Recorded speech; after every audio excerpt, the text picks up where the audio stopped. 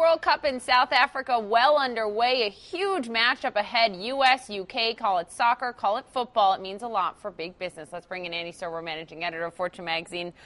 Soccer, football? Soccer. I'm an American. That's true. Come on.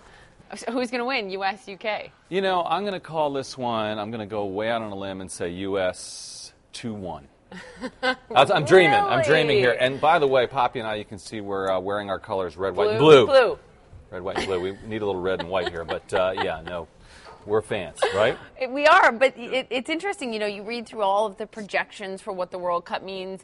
Some people call it a stimulus for bars because everyone's going to watch. That it is, and it will be in New York. You know, it's interesting. There are bars in New York City for pretty much every national team, even apparently a North Korea bar, a bar where people can go and hang out and root for North Korea.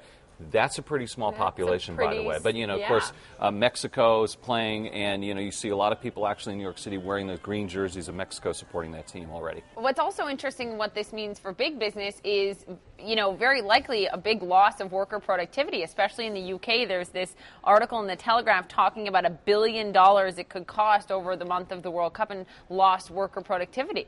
Well, that's right. And, of course, people stay home. You know, they get drunk. They don't come into work the next day. And then nowadays they can watch, you know, on their computer monitors as well. Now, you know, this particular match, the UK versus the U.S. on Saturday, I mean, if the UK loses, there's not going to be much work done on Monday. I mean, forget about it. People are going to be, there's going to be, a national funk would be an understatement. Of course, means a lot more to the Brits than it does to the Yanks. And, you know, that game is absolutely huge for them. Well, and it's on prime time in the UK, sort of in the afternoon here in the U.S. But when you look at you know, we've got a much bigger population than in the UK, but percentage-wise, many more will be watching there. And, you know, FIFA, you got to hand it to them. They set this thing up perfectly. It's prime time, as you said, Saturday night prime time in the UK, 7:30 over there. And, you know, you have to figure that 60 million people or so in the UK, and you got to figure, you know, at least 90% of them are going to be watching. That's 50 million. In the United States, 300 million people. You got to figure maybe 5% watch it